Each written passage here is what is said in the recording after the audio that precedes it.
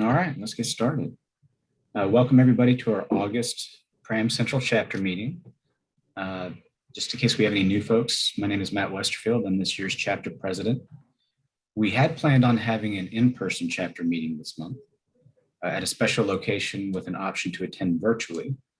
But of course, thanks to the Delta variant and the surge in COVID cases, we shifted things around and decided it was safer to hold this meeting via Zoom, as we've been doing since the pandemic began. The speakers who are going to speak today will be our guest speakers for the October membership drive meeting. And hopefully by then, we'll be able to hold it in person at that special location. So cross your fingers and let's hope we get over this fourth wave soon. I think with that, I'll just go right to Jean, our VP of membership, to recognize any of our newest members. Okay, thanks, Matt. I have several to announce since I wasn't at last month's meeting. Everett Chin from the Greenville Public School District, Kelsey DeVasier, hope I'm saying that correctly, from the Cirlo Agency. Another pronunciation challenge. Tachina Wilson from Methodist Children's Homes of Mississippi. And rejoining us from Atmos Energy, we have Robert Leslie, Linda Waters, and Bobby Morgan. And that's it. Oh, one other thing.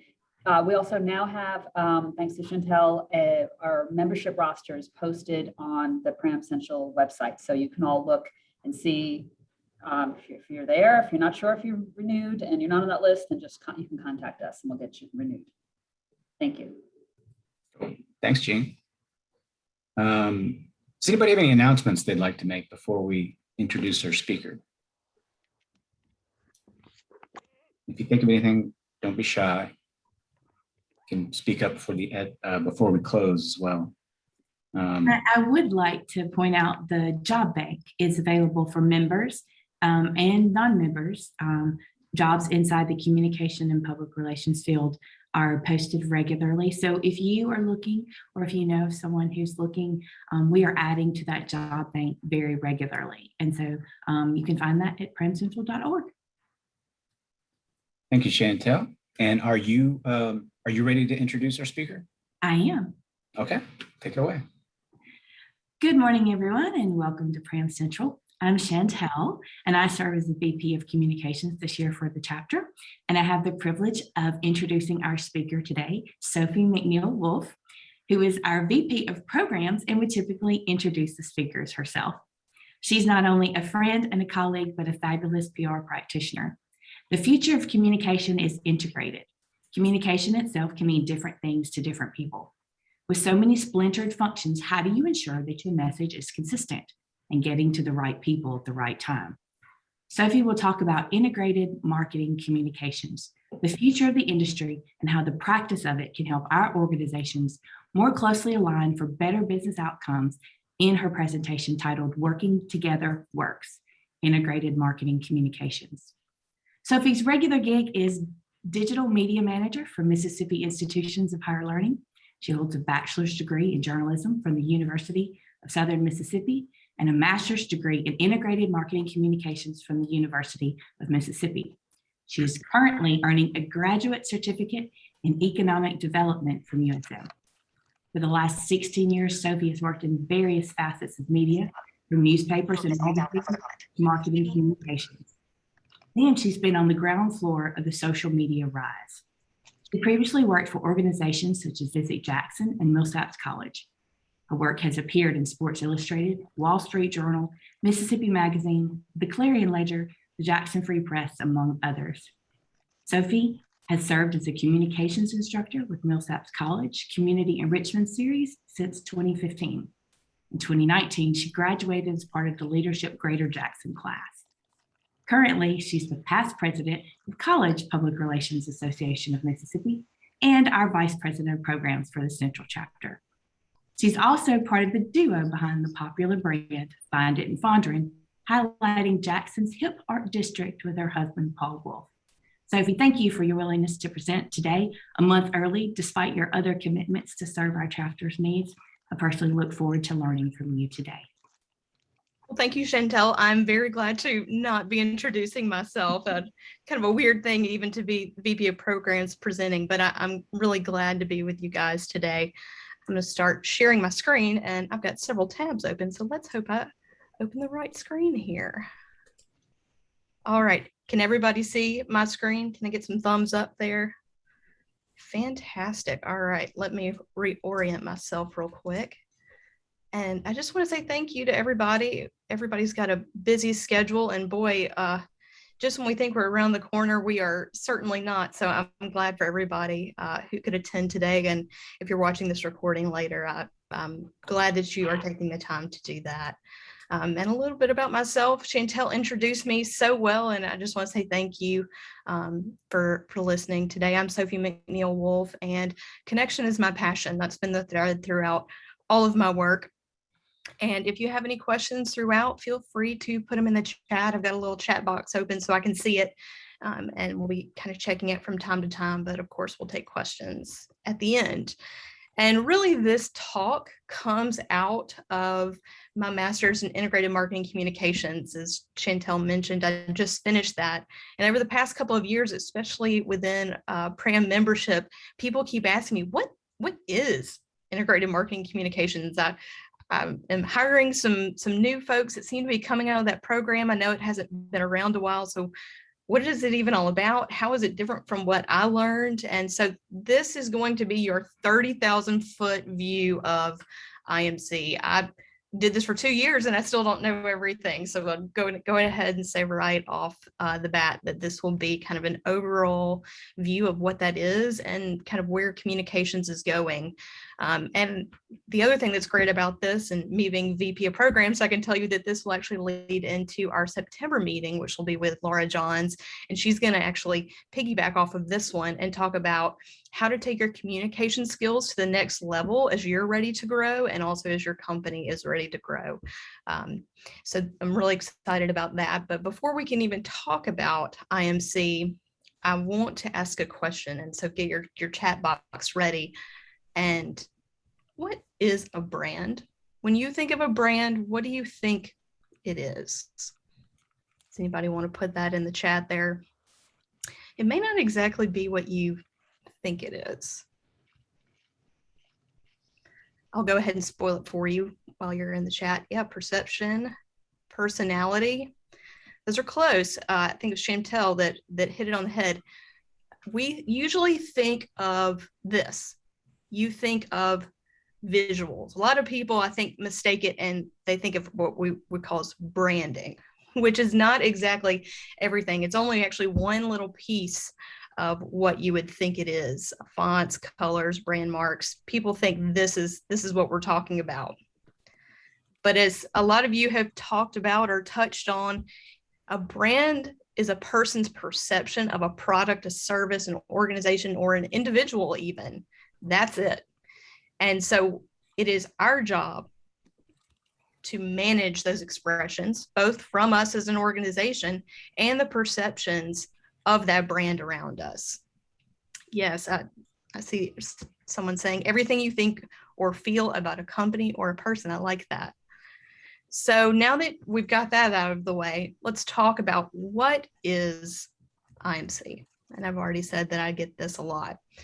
And IMC is the planning process. It's a practice designed to assure that all brand contacts received for products, service, organization, they are relevant to that person and they are consistent over time. So I think the things to focus on here are it's planning, but it's also about thinking about how is this person going to interact with what I put out there and how will they respond? So IMC is about influence. These are the kind of things I was looking at when I was in the program, things like this theory of planned behavior. IMC is about how are we going to influence somebody to make a behavior? And this is where IMC diverges from, say, traditional marketing or even traditional communication. It's more than just general awareness. It's actually about tailoring to make sure that we actually get someone to make a behavior happen, change their intentions so that they do what we would like them to do, which I know that can seem a little creepy, but hear me out. First, it is about unifying marketing communication elements. We've we've talked about that a little bit with kind of branding. That's what people think of, but it's actually all the touch points of how someone would interact with your brand. That may be the visual, but it also is physical. Being actually in a place, and physical might even mean if you have the store hours up right next to the door, that's a physical touch point. We have our digital touch points, which I think we all think about a lot. There's also sonic, that's hearing. I don't know if you've ever been in the other room and your kid turns on the TV and you hear that dun dun, and you know that that's Netflix. That is a sonic logo. Secondly, brand message stays consistent over time. That's something that I think a lot of us might struggle with, is how do we make sure that there's a seamless consumer experience? And I know this might seem like, well, this is more for if you're selling via retail, but actually any brand, any organization is going to have some kind of experience for the people they come in contact with. And so we want to make sure that all messages, and that's visual, written or otherwise, all are on the same page. And we can do that through planning. And that is one thing that I know we all hear. If you follow RPI, you're already on the right track if you use RPI. And the reason for that is because we want to make sure that we're impacting individuals through multiple media sources. And the way to make sure that we are all aligning is through that planning. And if you were here in June for Rod's presentation, you've already seen the peso model. We talked about this. And as he said, I did not make up Spin Sucks. I apologize for that name, but Jeannie, actually, I believe who came up with this, Jeannie Diedrich, actually spoke to State Pram a few years back. I think I heard that from some of you. This model is about 5 years old, but it really shows you where we are today as communicators. But before we touch too much on this, I want to kind of rewind back about 10 years, 15 years, when I was really kind of first getting out of college and I was in my first job. This is what a communications office looked like. Paid media was advertising. You had somebody who, and perhaps this was even an ad agency, not even someone in-house. They were the ones who thought about print. They have someone thinking about billboards and TV spots. That was paid, and that was someone's responsibility. Then you had earned media, which of course may have been you. You were thinking about earned media, whether that was in print or if that was trying to get on the nightly news. So you had earned media, but then when it came to what we now know as shared and owned, there really wasn't a lot of focus there and not a lot of people thinking about this. Maybe you had an IT person who was handling your website, and yeah, I'll be honest, when I was an intern throughout the years, I was the one who started many a Facebook and Twitter account for an organization, which I don't know if in 2021, if we would allow that to happen. We're just in a different place.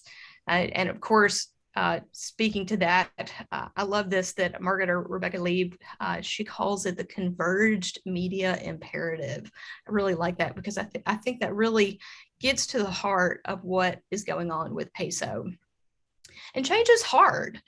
You know, our work looks a lot more like this, and it really, when you think of it in terms of years, it happened relatively quickly. You know, many of you, if you're looking at this, you might see yourself more in the brand journalism role or more with employee stories. You know, those are under owned media. And your job may still sit heavily in media relations, but you're also thinking about thought leadership, or you are doing social monitoring. So all of these things touch each other in a way that maybe they didn't 10 years ago. And this is the part where I've talked to some friends about this, and they absolutely panic because they say, does that mean I'm going to have to learn every single one of these things and be the only one who thinks about this? And I would say absolutely not. I think this is a greater call to action that we need communicators more than ever. And we need people to be thinking about the specific areas such as copywriting and SEO, photography, PR pros. These all strengthen that peso component. And overall, the key is buy-in. And it's understanding the full picture beyond just the communications department, because everybody in your organization needs to understand this, that everyone in the organization touches the decision journey, whether they know it or not. Clear signage, employee dress, even your hold music, up-to-date Google business listing information, word of mouth conversation, it all matters. And you never know when you're going to be either the trigger or the person that helps someone decide to consider your brand or not consider your brand. And when we take the two things we've just talked about, peso and this journey, and overlay them, it looks a little bit like this. As you can see here, we have digital and physical touch points, which I think sometimes gets lost, that we focus maybe too heavily on digital or on physical, and we don't think about how they all tie in together as part of this overall journey. One thing that I would say too about this, and we'll talk about this in greater detail, but you'll see that PR is at the very, very beginning with awareness. And one of the things that Jeannie actually talks about a lot that I think also was not talked about 10 years ago is how PR can drive business outcomes. And we can see that even though PR and radio, TV, print are at the beginning, they really can go a long way in helping overall business outcomes. And one of the things I think that we often forget is to put ourselves in the shoes of our target audience. Some people think, well, we should just talk to everyone. And we know that that's not necessarily the case. We want to think about how will people perceive the messages we're sending, and where are they receiving the messages? Now, when we start thinking about planning an effective IMC campaign, I really do like using RPI. And if there's one thing that I think that IMC could learn from PR is that model, because it all starts with research. You have to know your audience. Our audience, as I said, is not everybody. Rarely is your audience also on one platform. You've got to know where they are. So you've got to get to know them. And of course, you'll also have to identify and know what your goals and objectives are. How are they going to inform your campaign? And then if you have goals and you have an audience, kind of a who and the what, you can then figure out the where. And that comes in through tactics and the channel strategy. Where are they most likely to need influence? And also, how are you going to say it? You also have to think about how these two intertwine, because that is going to be the sweet sauce for your campaign. And also, when you're planning, we also need to think about who we're going to collaborate with. And sometimes I think this is actually our biggest struggle, is thinking about beyond the communications department, who do we need to collaborate with and bring on board with us to help us along the way? And of course, we'll implement. And through implementation, and then of course, after implementation, we will have evaluation. How does this move the needle? This is critical on the planning side, during and after your campaign. Now, usually I get to this point in explaining this to a colleague. Say someone came to me and said, all right, Sophie, I want to do a campaign. I'm really fired up. And they say, Sophie, I just want a post to go viral. It's too hard to think about all these things I've just listed. And our competitor, they did this and we just want to copy them. And this is you. And this is me. We all just want to scream. IMC can be better said than done. It certainly is a practice. And I think we all need to say that out loud.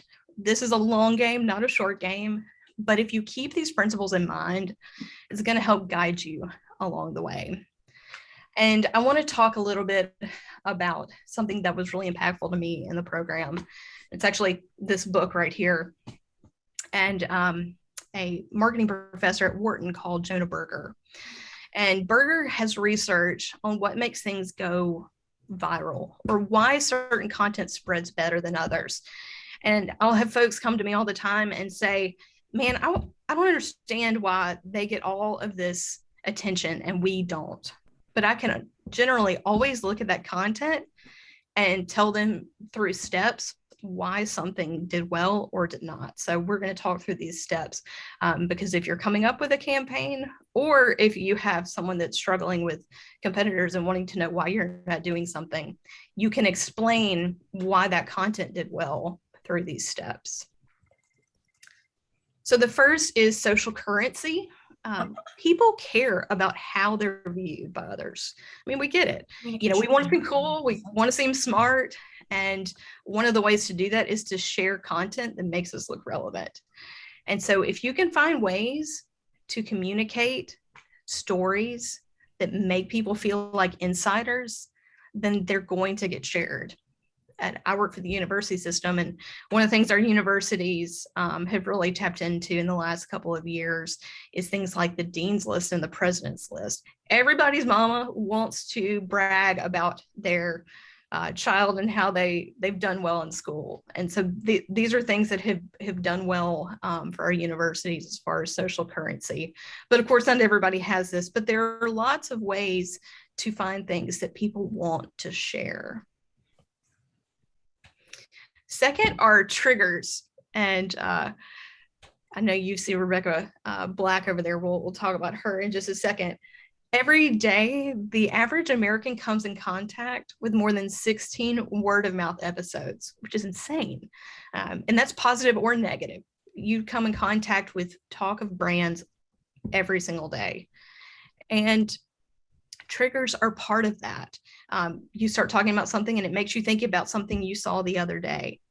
And so how can you be a trigger to be top of mind and then tip of tongue? So Rebecca Friday here, I don't know if you remember, this was, gosh, probably about 2011. She had this viral video that was dubbed the worst song ever, yet it persisted.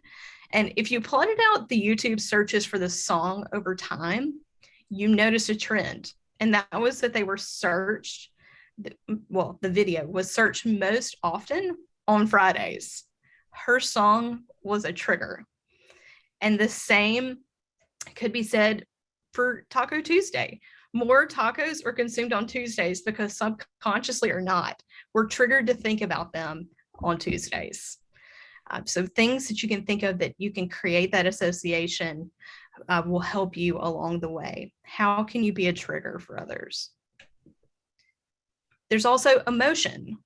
When we care, we share. And we've seen this a lot lately.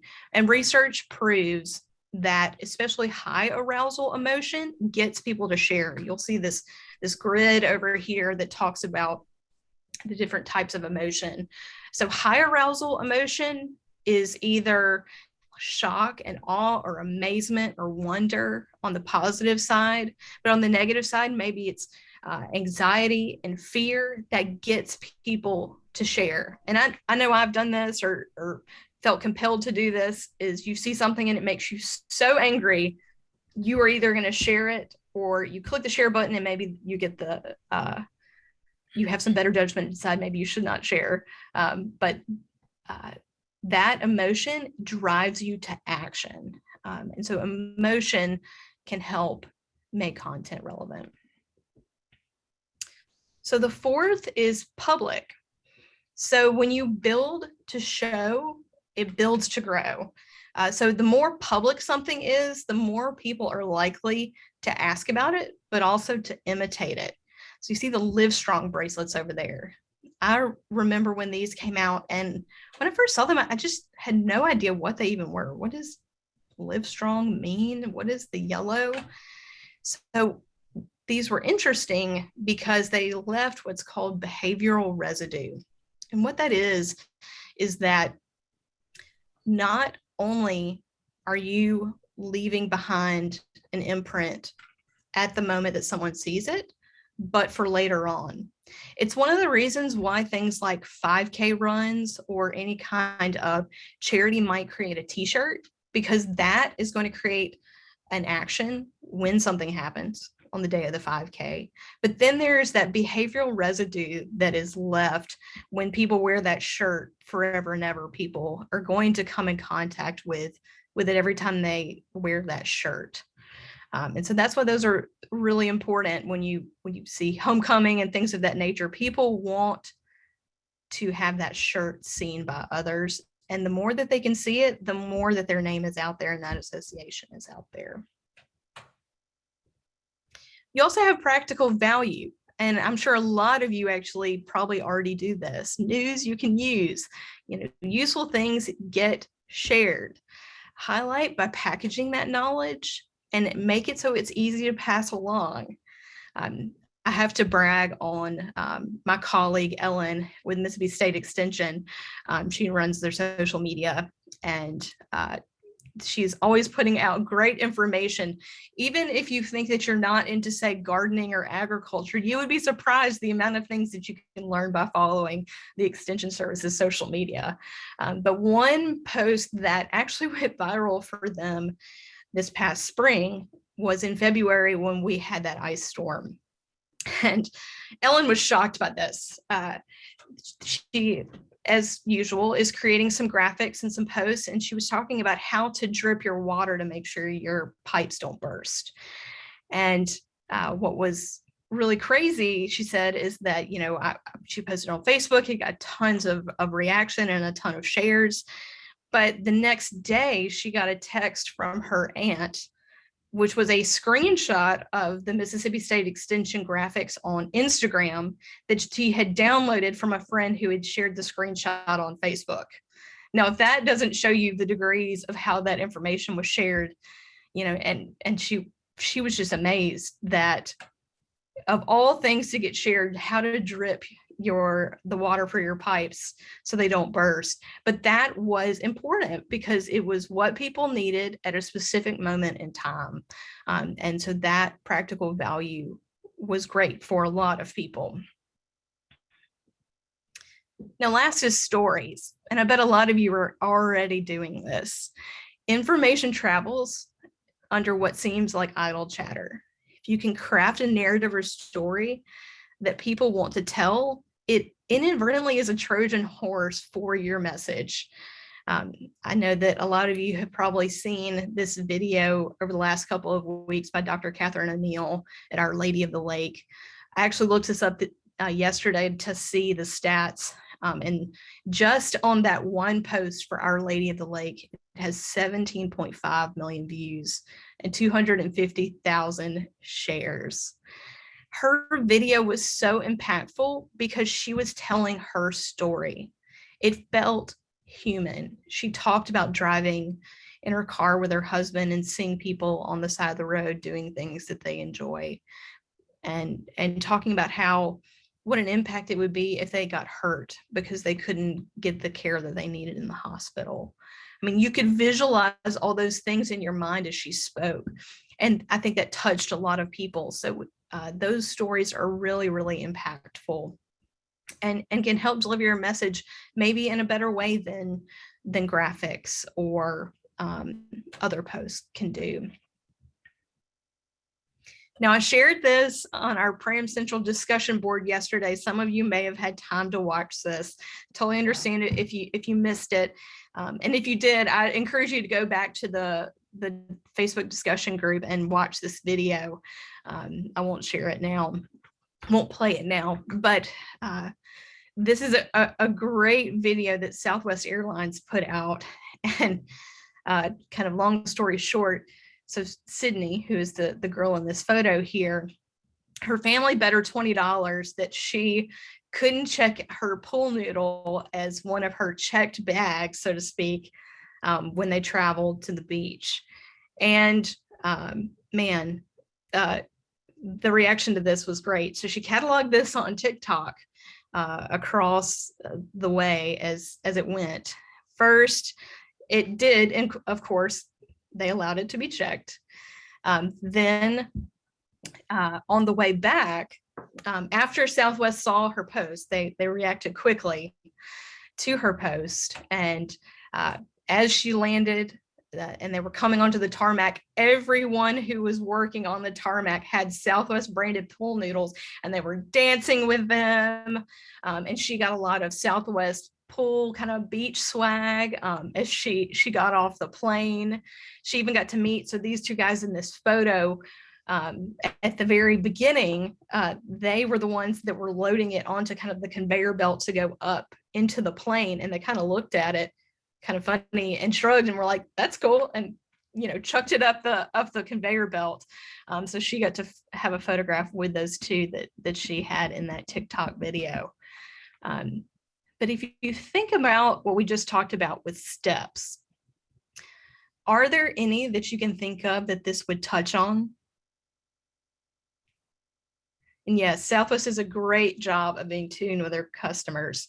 And if you actually look at their mission, it greatly aligns with customer service and about being a fun-loving brand. And when I watched this video, actually, this was posted in one of my higher ed Facebook groups that I'm in, and someone said, I can't believe that this went viral.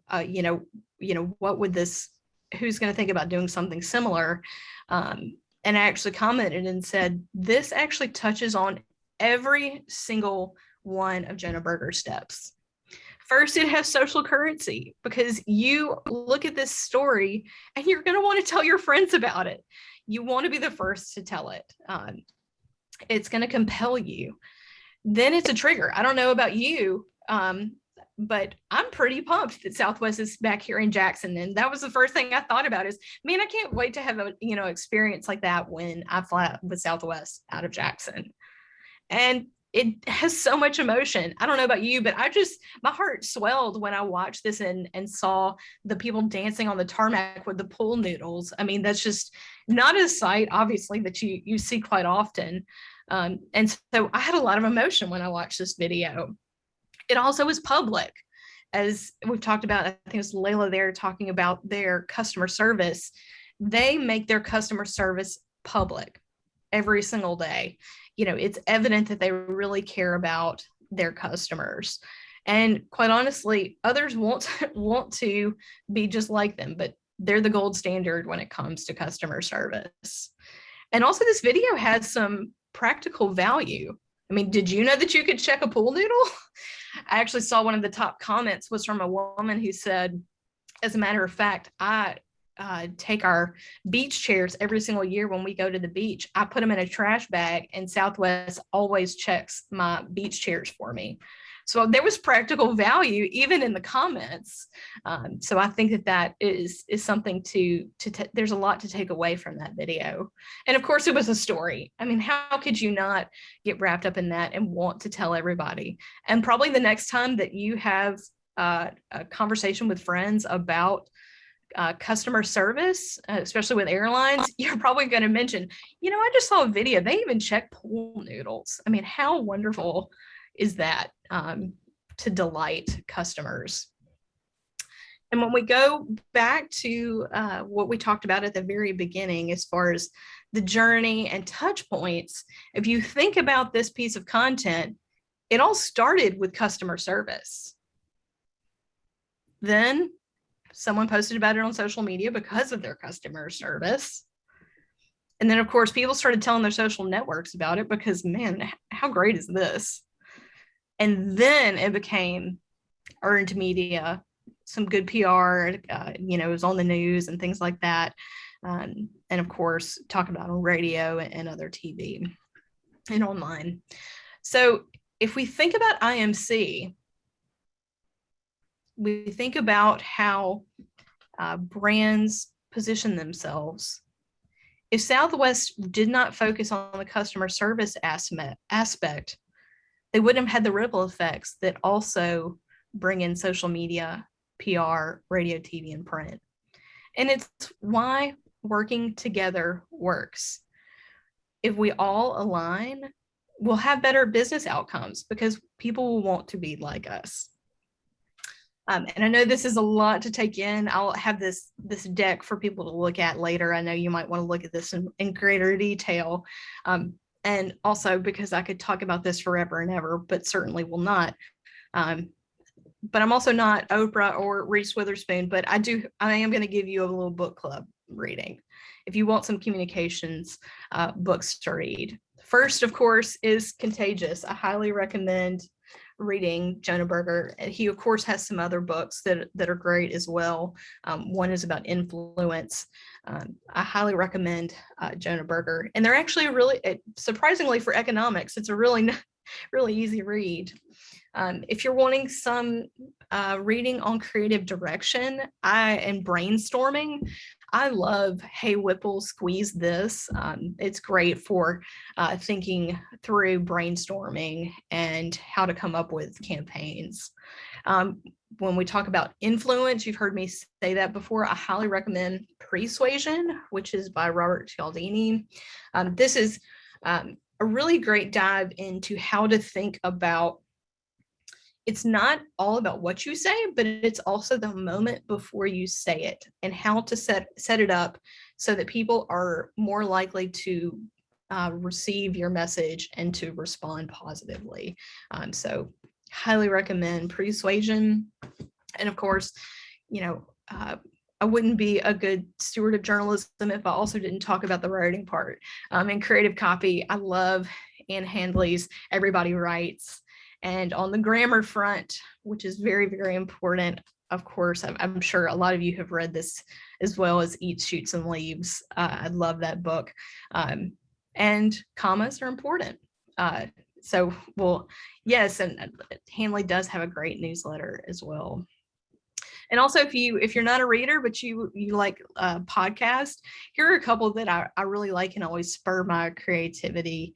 We were talking before about sonic branding. 20,000 Hertz talks a lot about this. In fact, their latest episode actually talks about how we interact with products and sound, and how brands have really had to think through how we sonically interact.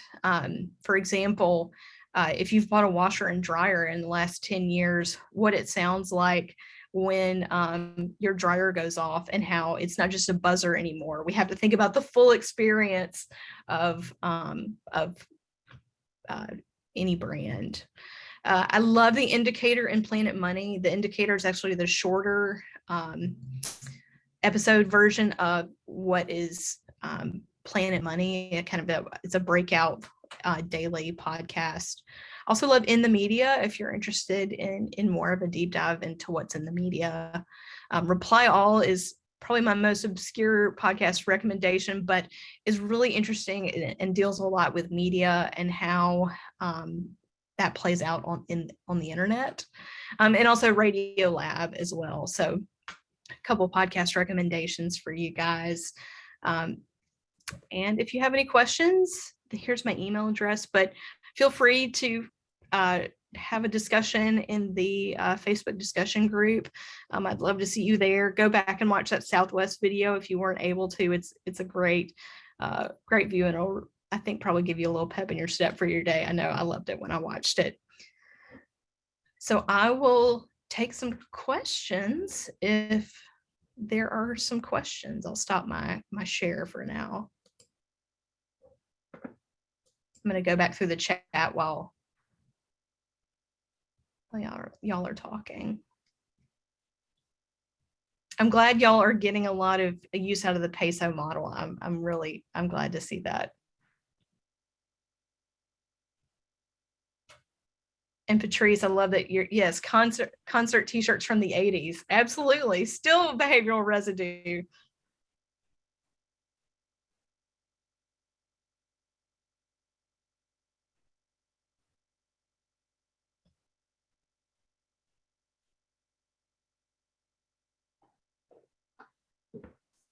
Any questions for Sophie?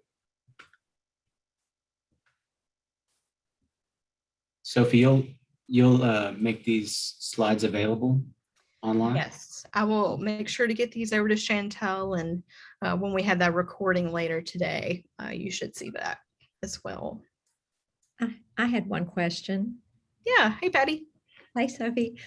One of the things you showed in the very first part of your presentation was a slide that showed all of the different things that we could potentially be doing, and how you mentioned how someone became overwhelmed when they looked at that and thought, oh, wow, do I have to know all of this?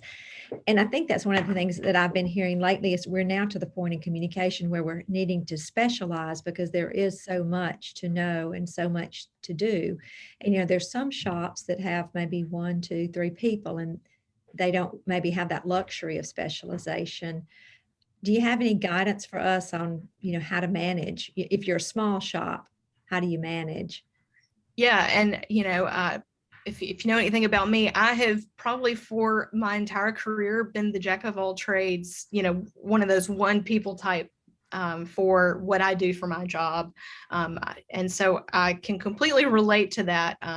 One thing that I think is crucial is support from groups like this, because I think a lot of us are going through that crunch or having to figure it out.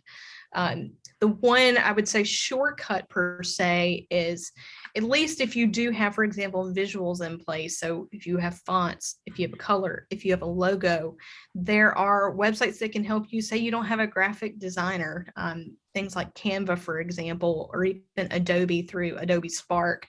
You can at least put brand assets into these websites, so it saves them.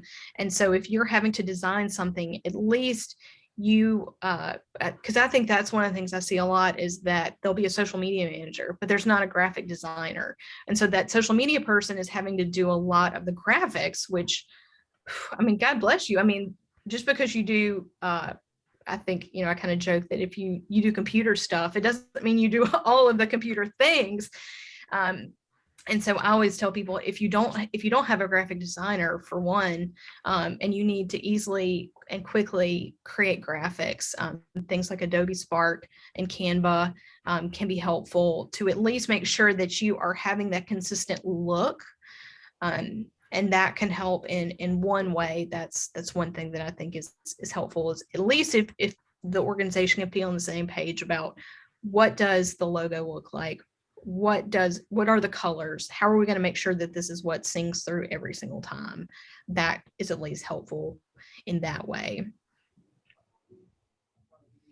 And it's hard to know. I think a lot of people are specializing in, for example, social media, which is super important. And that's really where I've been for a long, long time, is in that. But there's so much in just within social media of how many accounts, types there are, and platforms, and where to be. And I think that there is a struggle to be, or pressure really, to be on all of them, when you don't necessarily have to be on all of them. My husband and I were talking about this the other day, that someone asked him why his organization wasn't on Snapchat, which first you have to say, well, Snapchat's not even really the latest up-to-date thing where people are. It's TikTok, which is somewhat similar, but different in other ways.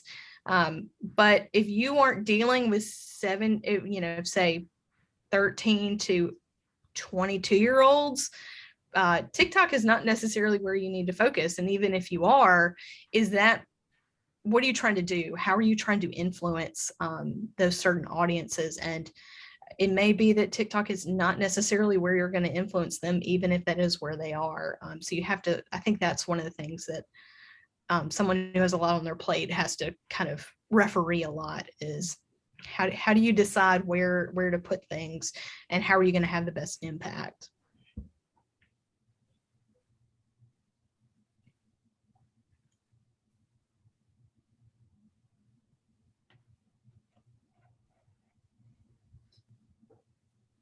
I don't know if this is a question, but I thought it was an interesting point you made about how what a key role customer service plays in this.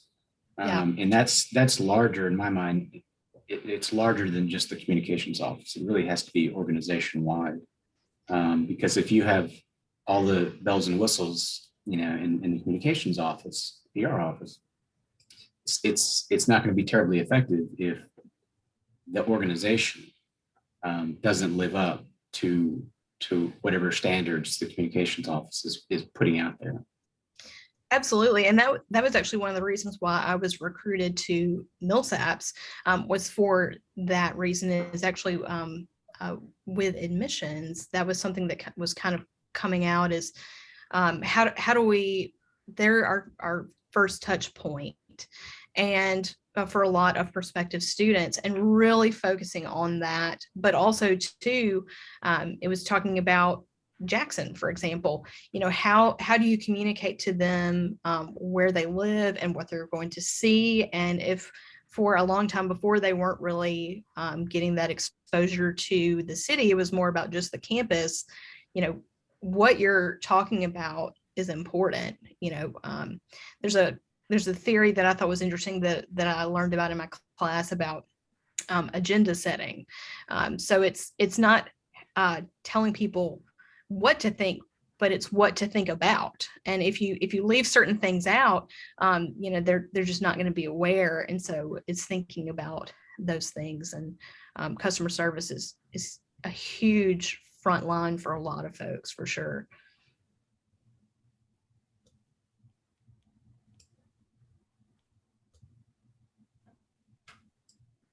Well, a lot to think about, Sophie. I'm looking forward to going through that presentation when I have more time to think about it. I think lots of ideas, speaking for myself, generating lots of ideas. So thanks for speaking today. That was excellent. Thank you, Matt. I appreciate it. And like I said, we'll have Laura Johns next month. I'll just take a point of privilege here to talk about that. And she'll be kind of taking this a step further and talking about what are your next steps in communications. All right, you've watched this presentation and you think, okay, here's what I need to do next. She's going to talk a little bit about growing and scaling your communications, whether that be because your business is growing or because you need to you realize you need to be thinking about different channels. So we'll be talking about that next month. Great. Thanks for that preview. And that chapter meeting will be on September 22nd, I believe. And we'll have that invite out pretty soon. One last thing before we wrap up. Patty was going to share with us a little bit about the SPRF conference. Yes, I just wanted to bring that to your attention. If you've not already registered and are considering going to, if you would register for the SPRF conference, it is October 10th through 13th. It's in Panama City at the Sheraton Panama City Beach Golf and Spa Resort. It's a really beautiful resort down there. There's a good speaker lineup being planned right now, being set up, and all of that's available at sprf.org under conference. So if you go there and look, we've got a number of registrants right now. There is both an in-person and a virtual option, so you can do either of those. But if you can travel and would like to, we'd love to see you at the conference. Thank you. That was my big question, is whether there was a virtual option. So that's good to know. Yes, there is. All right. Well, thank you all for attending. Hopefully we can get back together in person soon. But in the meantime, I think we've had some really strong virtual programs this year. So thanks everybody for participating. And yeah, you just have a great rest of the week. Be safe and stay connected. Thank you. All right. Bye, everybody. Bye, y'all. Have a great week.